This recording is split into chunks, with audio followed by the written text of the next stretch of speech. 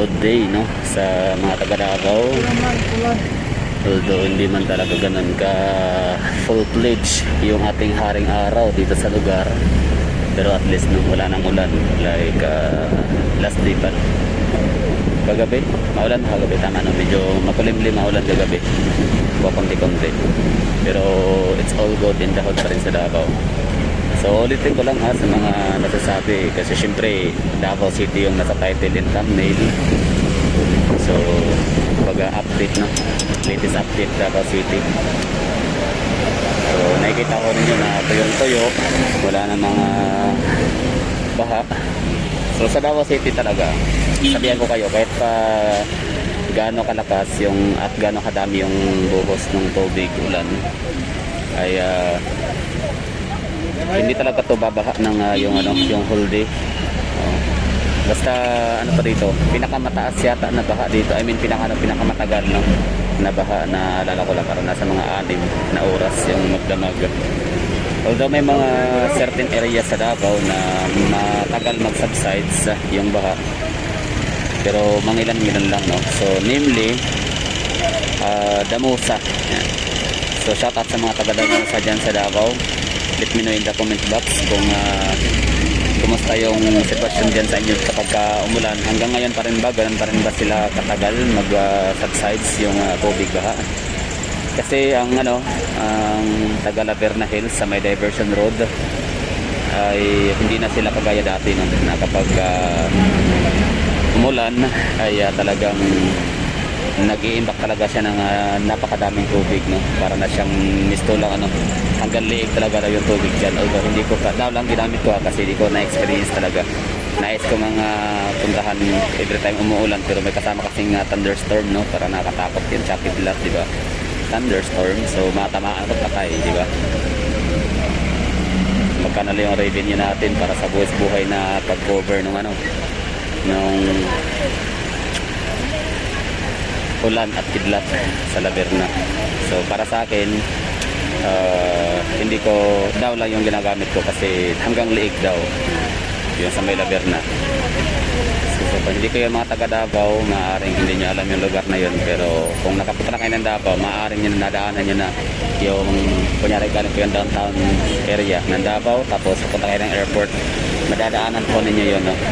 Yan yung parang malalim, no, na area, para siyang catch basin ba, para siyang mangkoks pahugis na lugar na daan. So ngayon ulitin ko, Davao City is yun nga, downtown area. Yes, according sa mga medyo matagal nang ipinanganap dito sa Davao, matagal na nag-exist, no, like mga 1920 pinanganap na sila dito, 1930. So sabi talaga nila na itong parang halos kabuo ang population district ng Davao City ay reclaimed, gano'n, no? Tambak na lang ngayon, kumbaga earthfill or soil embankment na lang ko rito, kaya nalagyan siya ng mga napakadaming mga establishments. So in short say ba, dati ay lubog siya sa tubig kapag high tide. Para siyang mangroves, kagat-katan, katunggan, gano'n, ano pa matawag dyan, mga water lily, for example yung mga Bahada area, yung mga Victoria Plaza, Gaisano Mall, mga Oyanggorin. So siyempre may mga may mga napapansin ako dito na mga bago lang sa ating channel, like kaka-tune in lang ho nila. Tapos yun na nga, marami silang mga katanungan, no, na genuine din naman in fairness, no, without fairness, no. Kumbaga nagtatanong sila about Davao na kung ang Davao City ba daw, sabi niya, bakit daw ang Davao, bakit daw sabi ng mga taga Davao na napakaganda daw ng Davao at maraming minahan, pero bakit daw binabaha ang Davao? Parang di ko alam po anong pinagalaban niya sa buhay, pero parang may sense din naman, no, ang kanyang tanong. Kaya sinagot ko naman na maayos. Sabi niya kasi daw maganda daw ang Davao, sabi ng mga taga Davao, tapos mayroon daw minahan, mining, kaya daw siguro maganda nga na Davao, mayroon daw minahan, kaya yan daw ang rason kaya binabaha. Well, speaking of mining, ang mining sa Davao region ay matatagpuan sa Davao de Oro province. So So Davao de Oro province used to be second, no, top to shop na richest province in the whole Philippines, next to Cebu province. Pero ngayon pang-apat na lang siya kasi naungusan na siya ni Rizal province, and number 3 naman si Batangas province. Ngayon naman itong si commenter ay sabi niya baka daw nga dahil sa minahan kaya bumaha sa Davao. Well, wala naman siyang wala namang kinalaman yata yung mining pagdating sa baha. May minahan o wala, talagang binabaha ang Pilipinas. As I've said nga, di ba, na sabi ko sa kanya, bakit ba ang Manila, meron ba silang maraming minahan kaya din sila binabaha? So, ganun lang ang sagot ko rin doon. Parang tinanong ko rin siya ulit, malay natin meron palang minahan na sa Metro Manila na sila nakakalan kaya binabaha ang Metro Manila. Well, ito nga, may araw pa rin naman. Time check tayo ito, alas 3 ng hapon. Nakasakay tayo ng jeep ngayon kasi ibibigay ko yung aking dalang pasalubong sa aking mahal na inay.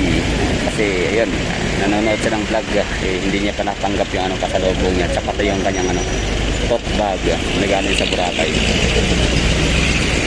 So ulitin ko ulit ha, Davao City ay iba sa Davao del Sur, Davao Occidental, Davao del Norte, Davao de Oro, and Davao Oriental. So pag sinabi yung Davao, iba ang Davao City, okay? Just like Iloilo, pag sinabi Iloilo, iba ang Candon, tama ba? Iba yung mga Pavia, ay hindi pala. Tama, Pavia no, iba no. Tapos Halandoni, tama ba? Halandoni. Lumanga, so that's Iloilo. So just like Cebu, iba ang Cebu City, iba rin ang Lapu-Lapu, iba rin ang Mandawi. Tapos just like Metro Manila, iba rin ang City of Manila, iba rin ang Pasig, iba rin ang Marikina, parang ganon. Just like Bacolod, Metro Bacolod. Pero pag sinabi kasing Bacolod, Negros or Negros Bacolod, no? Pero minsan nagkakandalito din sa pag sinabing Negros, pwedeng Dumaguete, pwedeng Bacolod. Totoo naman talaga, no? Pero pag sinabing Bacolod, matik na yan, Negros. Pag sinabing Bacolod talaga, first comes to my mind ay sugarcane plantation. Tapos pag Iloilo naman, mga Ilonggo, no? Mga pinagmulan, the cradle or cradle of civilization. Hindi doon nagsimula ang kabihasnan ng mga Ilonggo. Doon nagsimula ang istorya ng mga Iligay noon, Ilonggo people. Agriculture, yon. Tapos pag sinabi namang Cebu is first Queen City. Ay di pala sila first Queen City, first the oldest city, tapos yan.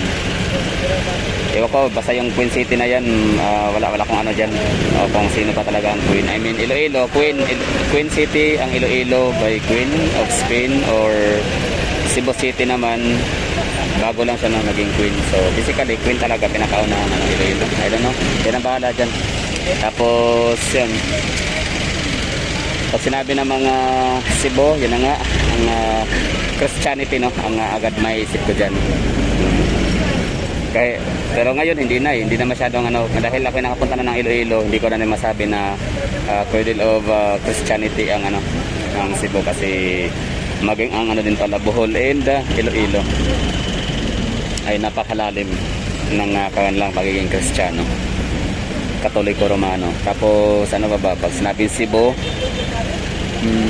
Cebuano, no? Yun din. Doon din nagsimula ang kabihasnan ng mga Bisaya, mga Cebuano. Tapos pag sinabi naman na Baguio, ayan, siyempre, yan, mga strawberry, malamig na klima. So, yan lang. Kapag sinabing Davao, agad-agad na isip ng mga tao, Davao City lang, Duterte, no? Hindi naman itatanong kung ang Davao, basta maraming mga politicians sa Davao region. Sa Davao Oriental ay mga Palmahil and Almario, Palmahil. Yan po yung mga governor and congressman, no, sa mga lugar na yan. And Uy, bakit lagi ang daming mga Uy sa Pilipinas, no, yung mga politician? Anyway, Davao de Oro naman, Uy, mga Uy pa rin, Uy. Ano pa ba mga dyan, mga Parang wala akong naririnig masyado, oil lang, you know. Tapos sa Davao del Norte naman ay, ayun na, mga Florindo, Lagdameo, ano pa, mga, yun, Florindo, Lagdameo, yun talaga yung mga ano dyan, mga sikat na mga politician sa del Norte. Siyempre ang oil din papahuli na. Tapos sa ano naman, sa Davao Occidental ay hindi ko alam kung si Cagas ba, tama ba, Cagas Occidental, tsaka sa Davao ano naman, Occidental, tsaka Davao del Sur. Sila ba sa Davao del Sur? Bautista, yun, no? Cagas Bautista. So dito sa Davao region, Mindanao, pag sinabi, actually buong Mindanao talaga, pag sinabing Zamboanga, Davao na yan, inong araw, hindi pa ako sa social media, naalala ko talaga dati. Pag sinabing Davao, pag sinabi Zamboanga, saan banda, saan yun, sa may Davao. Pag sinabing Jinsan, saan banda yun, sa Davao, yun. So napakalaking katangahan. Iwan ko ba ano yung ginagawa ng mga basic education natin dati. So, may ewan ko kasi ako, ano naman grade 1 pa lang, alam ko na ang kaibahan ng grade 1 pa lang ako, grade 2, grade 3, Civica, Geografiya at Kultura, di ba? Kasi Civica at ano yun, basta alam ko na ang pinagkakaiba ng Albay sa Sorsogon, basta alam ko yung pinagkaiba ng rehiyon sa probinsya at sa city, municipality. Bata pa na ako ng elementary, so bakit kasi itong mga taga NCR, no, or hindi na taga NCR, marami, no, sa Katagalogan na hindi talaga nila kabisado yung mapa ng Pilipinas. As if ba, parang minsan nga napapaisip ako siguro tong mga teacher, ito kailang kasi hindi kasama ang Visayas and Mindanao sa araling panlipunan. So, kasi bakit din nila alam yung example, may mga basta yung Mount Mayor, hindi alam kung saan matatagpuan, di ba? Nasa Naga daw, just me yung Marimar. Anyway, gano'n naman talaga, no? Ako, di pa naman ako naging gala that time, no? Elementary days in the 90s, pero familiar ko na yung mga lugar-lugar sa Davao. I mean sa Pilipinas, hindi na sa Davao. So ulitin ko, Davao City is Davao City, no? It's a component or it's independent in the highly urbanized city. It's independent city. Hindi siya kasama, geographically located siya sa Davao del Sur. Kunyari, magpipirma kami ng form, no? Fill up form. So ilalagay ho namin dyan Davao City, province yun, Davao del Sur, country, Philippines, region 11. Ayun. Tapos early as alas 3 pa lang, pero traffic na dito sa Davao. Lunes na lunes din kasi palibasa. So yun talaga ang disadvantages sa isang metropolitan in the metro city. Talagang napaka-traffic. Pero siyempre, i-compare natin ang Davao City sa NCR na okay pa rin ang traffic. Dito sa Davao City Katapano, medyo manageable pa lang siya, no? Hindi pa siya ganun ka chaotic, hindi pa siya ganun ka bustling, hindi pa siya ganun ka hirap mag-commute dito. So that's all for this video siguro. Ano ba, tuloy pa natin hanggang sa makarating tayo sa may Sandawa corner kasi magja-Jollibee tayo. So Davao City.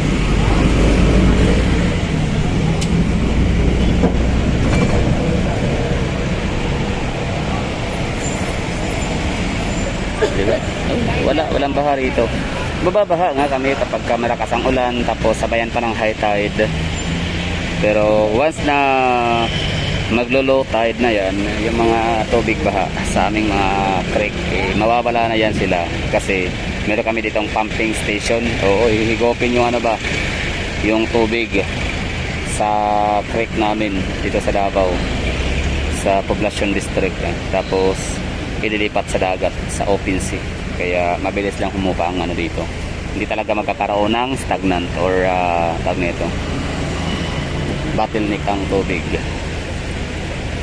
Kasi meron kaming pumping station. Located yan sila sa mga pinaka endpoint ng mga creeks in open canal and mga large creeks nga, drainage papuntang dagat. Oo nga pala, shoutout sa mga commuters dyan ha, nasasakay ng Panabo.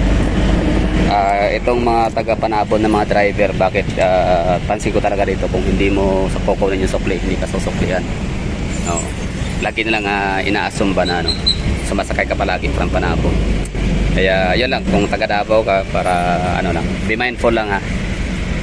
Hindi naman siguro lahat ng mga Panabo ng mga jeepney driver, pero pansin ko talaga pag Panabo, mas stress ka.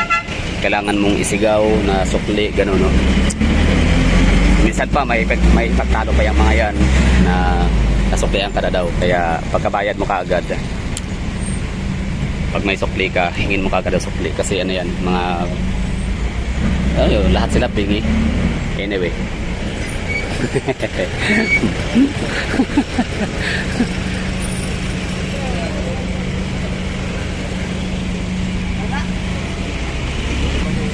Oh, alas 3 pa lang. Alas 3 sa 20 pero grabe na, traffic, siksikan.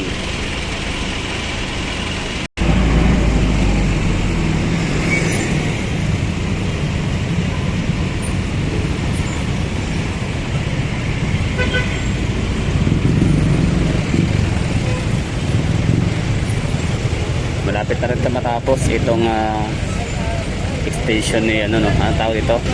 Baka yan yung Octom. Abangan natin yan ano yan, para siyang mixed use development building, basta pwede siyang lifestyle malls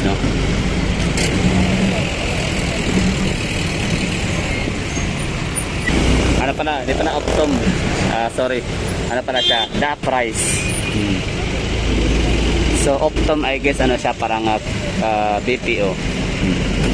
So The Price building, nice one.